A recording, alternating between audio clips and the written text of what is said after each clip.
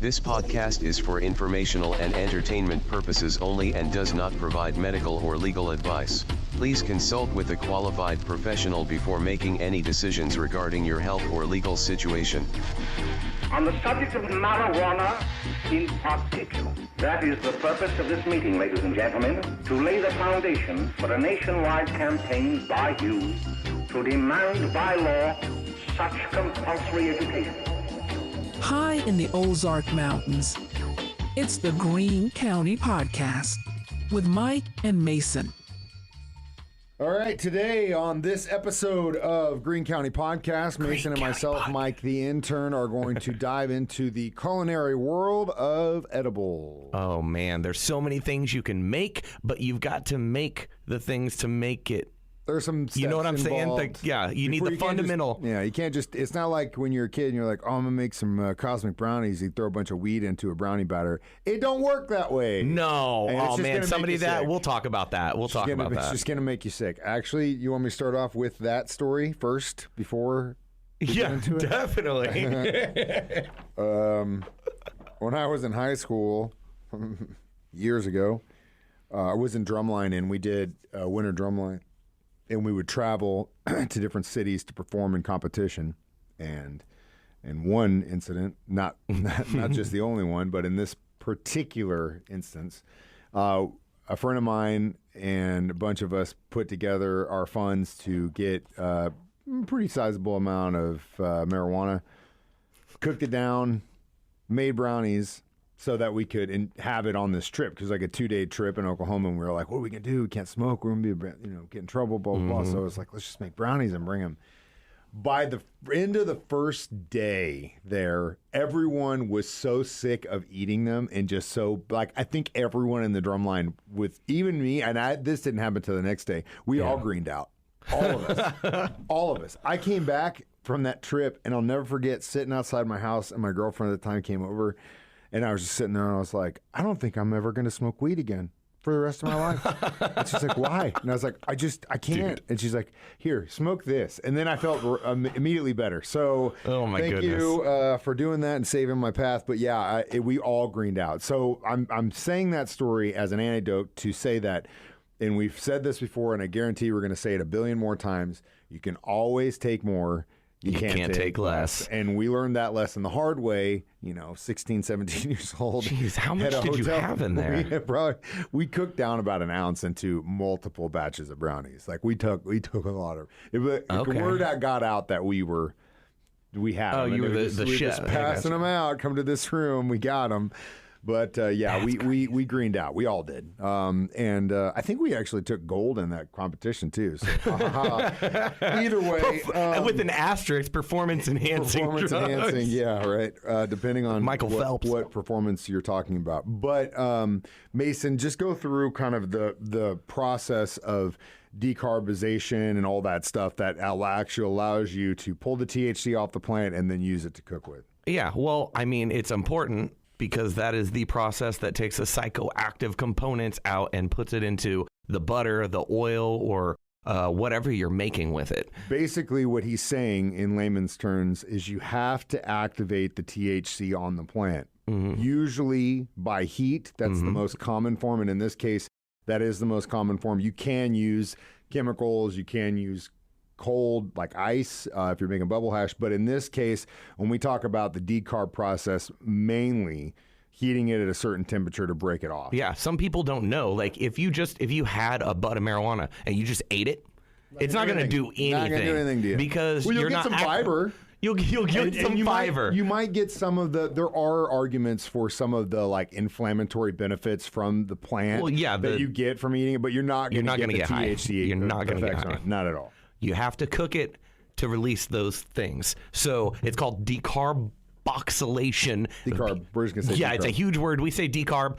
It's super easy. Basically, all that means is you heat the weed up to like a specific temperature for a specific amount of time. And that temperature and the time kind of varies a little bit depending on the potency, like how much of an effect you want it to have, potency, or the type. how what your oven's like. Yeah. Or I mean, like, you can make CBD oil from psychoactive weed. You just cook it longer And cook it at a different temp. Yeah. Cook it at a different also how you spread it out on the pan. The reason I bring this up is you can do it the old-fashioned way and put it in an oven. I personally have what's called an ardent.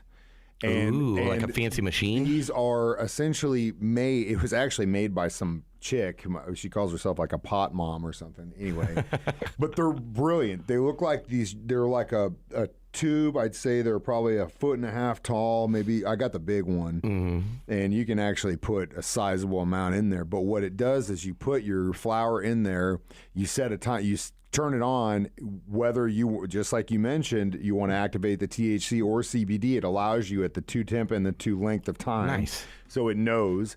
It also will make sure temperature-wise that it is the same temp throughout. Because when you do it in an oven, you can't really, if you're a baker, you know exactly what I'm talking about. Ovens vary. Temperature where you put that tray, where it's at in the oven, all that stuff, it's not going to be consistent because it's just such a big area. It can't be that consistent all the time.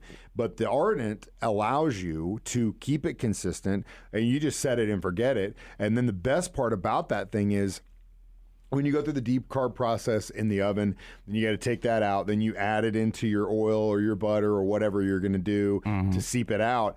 But this, you just put the butter in, you add the oil in, you close Set it, and forget. and then it'll do it again, and then you strain it out, and you're done. That sounds amazing. It's not.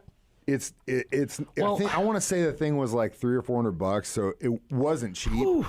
But in the amount that I've used it since I've gotten it, it's paid off big time. I paid for it in multiple times because of what I've been able to do with that thing, and I love it. I use it all the time. Yeah, I've got to say, Ardent does not pay us any money to talk about this product. I kind of wish they would, though, or at least send us one. That sounds really nice. You can use mine if you want. Honestly, though, you don't have to have a fancy machine with a whole bunch of money behind it. You can do this at home. I would love to share the easiest thing to do is just make can of butter.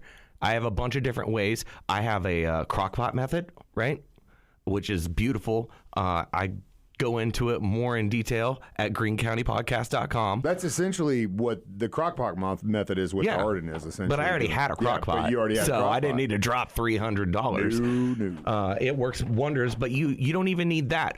You don't even need to like make the butter yourself. Technically, I mean, we have a friend that we gave some shake to, and she made little chocolates a while back, and I was like, oh, awesome! I'd love to try it. Well, I found out that when she makes her edibles, she doesn't separate the flour from the oil. She just throws it all in there, sautés it up, and then with all of that ground bud, she just mixes it in with like the brownies or the chocolates or whatever she's making. So it was very crunchy. It was like a Nestle Crunch bar of weed, but it was dried flour. You're just crunching up in your mouth. I'm not a huge fan of that. Texture-wise, it can add a little nuttiness, I guess, if you want to call it that. Yeah, and it's not good for all recipes. If you make can of butter, strain it out.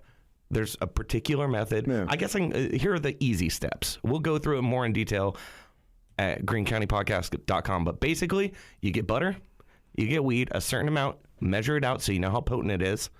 Take your weed, decarb it in the oven, heat it up so you're activating all those super awesome components in it that make you feel good. Put it in the butter, mix it up for a bit, let it heat up for like, I don't know, how long do you let yours sit? I'll go 30 minutes to an hour and a half, depending. Well, see, your version and my version are different. Mine just sits there and does it. I don't know. When the light turns green, I know it's good. That's so true. And I go, so that's why the $300 comes into play. Yeah, honestly, it'd probably be worth it, especially if you're making a lot. Yeah, I mean, with trim and cultivating, I have it. So, I mean, if you don't have a fancy machine, you take that mixture of flour and oil or butter, and then you strain it through some cheesecloth or some sort of thing. And then, boom, you've got can of butter. You can use it in so many recipes. Anytime you need butter to add anything, you put it on your bread, you can, too. I know a guy, he used to, like keto coffee. He'd throw a little can of butter in his coffee in the morning or his Better tea. than the butter, if you were talking about that was something else I was going to bring up. We talked about butter. We talked a little bit about cooking oil because you can use canola oil, you can put vegetable oil. I mean, obviously, but personally, I don't do this all the time because it costs a lot. But MCT oil, which is it's a coconut oil derivative, but it gets into your bloodstream fastest. So if you are going to do for example, the keto coffee route, and you put a little tablespoon of it in your coffee in the morning, that's the best way to do it. If you're going to do it that way, MCT oil. It's not the best for. You can cook it in certain things, like if you were going to make brownies or whatever. It's some people say it's tasteless. I don't think it's tasteless. No, I think it definitely has a flavor. But if you were going to just want to be as liberal as you could, like say you wanted to put it on your bread, or you wanted to cook it in brownies or cookies, or you wanted to throw it in your pasta primavera, I go the cooking oil route because it's just universally easier to use for a bunch of stuff. But if you are specifically, you know exactly what you want, MCT oil is a really good way to go. Yeah, I know guys that have done it to where they've will make like literal like coconut oil pucks with the stuff. Oh yeah, and then that's like what I do. The silicone little trays, and then save those, and then just drop them out. Ice cube tray works just as well. Yeah. I make basically 2 variations almost all the time: straight can of butter, and then a coconut oil variation. Because depending on what you're making, they like, especially with gummies. Oh my goodness, gummies. Whatever oil or base you're using completely changes the end result. Yeah, and that's a great place to take a break. We'll be back when we come back and talk about the candy side of the edible world in Greene County Podcast. I want candy. Any kind of do. A bubble taffy. All right, we're back, Greene County Podcast, discussing the wonderful world of edibles. We've kind of gone through the do-it-yourself version, and again, you can get a lot of these do-it-yourself instructions, recipes, all that stuff, greencountypodcast.com. So if you hear us kind of go over something, you're like, whoa, I want to hear more. We've got all that stuff on our website. You can check it out wherever, whenever you are. So we were talking about candy, gummies. Have you made? I know you've made them. I've definitely made gummies. They were strong. It was about a year ago, actually. The candy side of stuff is difficult. Like, what do they call them? Confectioners? Yeah. Well, candy in general. If you've ever tried to cook candy, it's just hard. It's hard to make candy. Yeah. Like gummies consistently. Like maybe you put too much oil, so they're a little slimy. Gummies are easier. Hard candy, but it's still gummies are tough. Yeah. I think. Well, I've got a special secret. I know. And I'll share. Okay. So first off, it depends whether you use what kind of can of oil or butter you're using. What are you using in the gummy? I use coconut oil. I've heard MCT makes clearer looking gummies, but they're gummier. I think that's what happened chewier. They're a little bit too chewy. Yeah, they're too soft. That's kind of what happened. The consistency wasn't right. It was like it wasn't hard enough. Right. I guess they look like gummies. But it's just a different consistency. If you use coconut oil, it has a harder, thicker, like chewier consistency. It's not clear, like they're opaque, like you can't see through it. Yeah. But that's fine. If it's a more solid gummy, I'd prefer that. Yeah, all day. That's step 1. Step 2, a lot of people don't know there is a secret ingredient in a lot of cannabis cooking, especially gummies. Some bakery stuff too.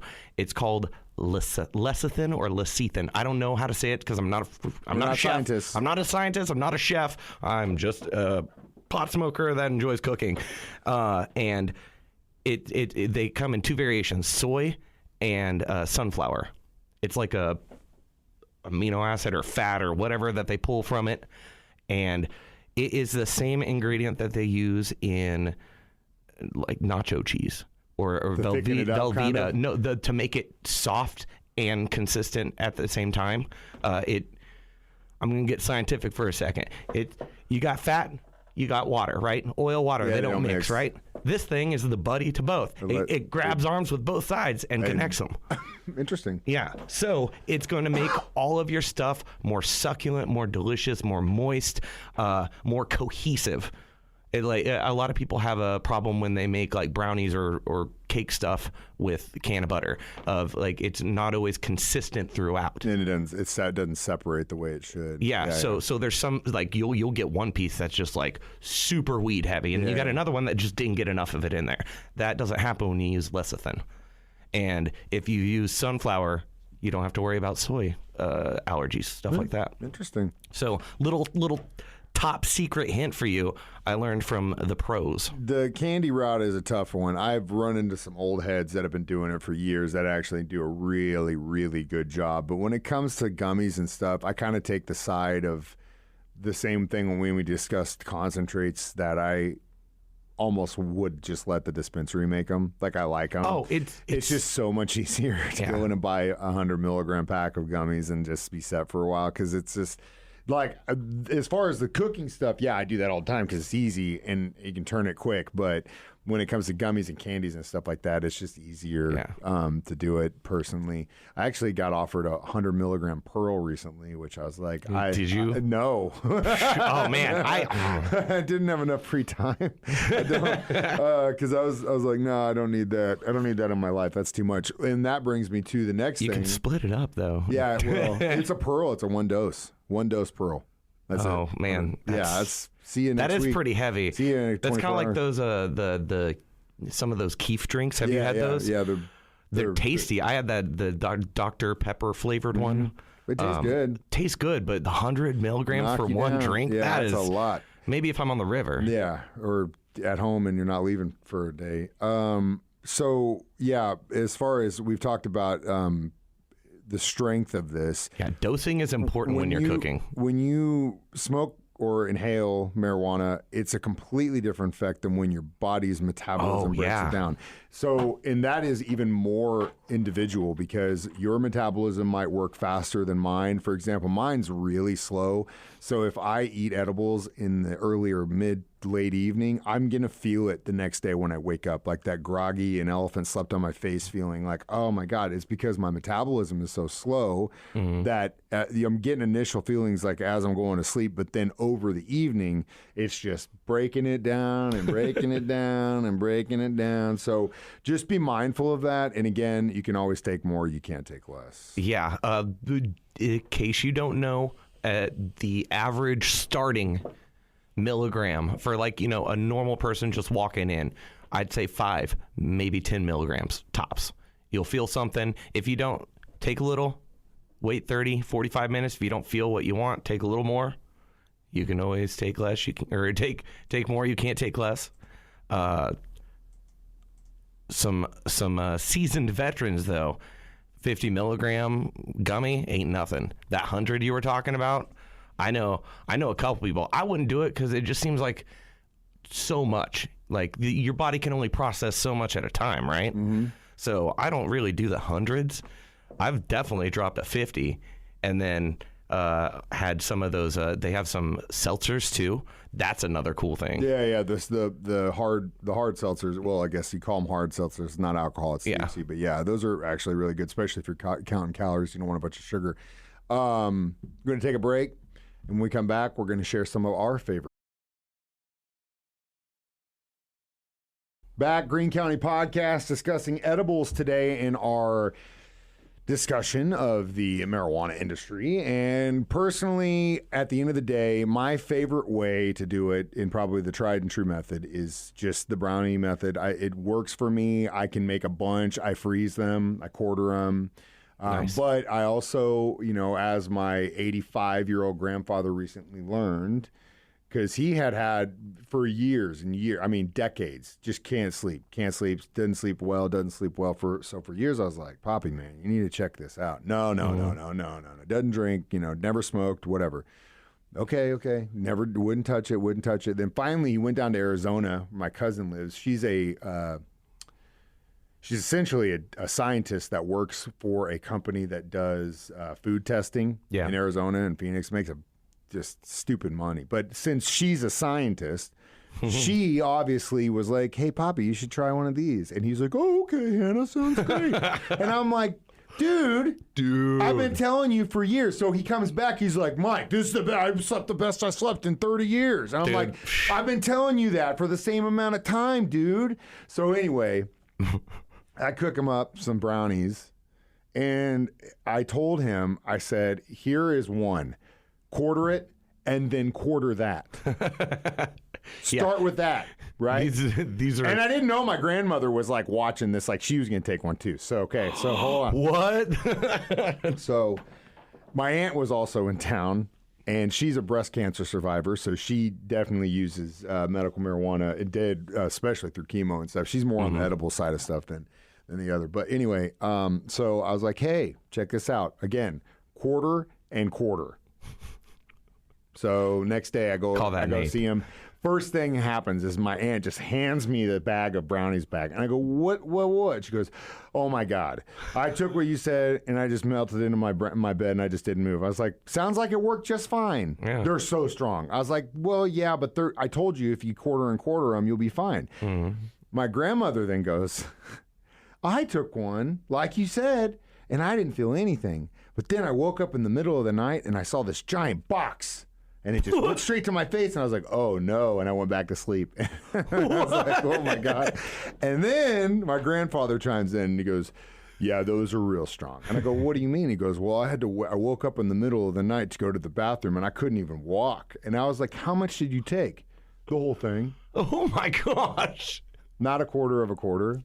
The entire. They're so strong, it's causing insomnia. There was at least 30 to 40 milligrams in that one. Dude, that's not good why I said for a beginner. Quarter, not a beginner 85-year-old grandfather.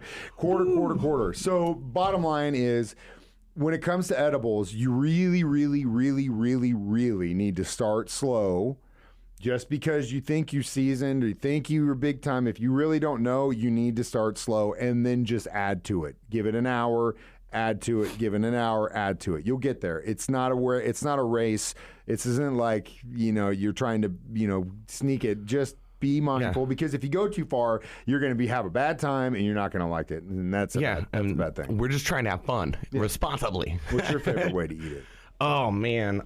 Honestly, so like I said, it's been about a year since I made gummies because it's messy. And it's kind of hard. Destroys your kitchen. Been there. Destroys your cookware, too. Also been there. Yeah. So if I'm going to enjoy on like a regular basis, I will just go buy it. It's readily available at all the dispensaries, and they have so many options. Yeah. Chocolates, bonbons. I've seen Rice Krispie treats, potato chips, popcorn. Oh, dude, they have some spicy. Yeah. Like these fire chips are fire. They're so good. It's like 5 or 1 milligram per chip. They do a little drop on it. Tasty, but. If I am going to cook, I like to make it a special event, maybe with friends. My friends used to do a Thanksgiving.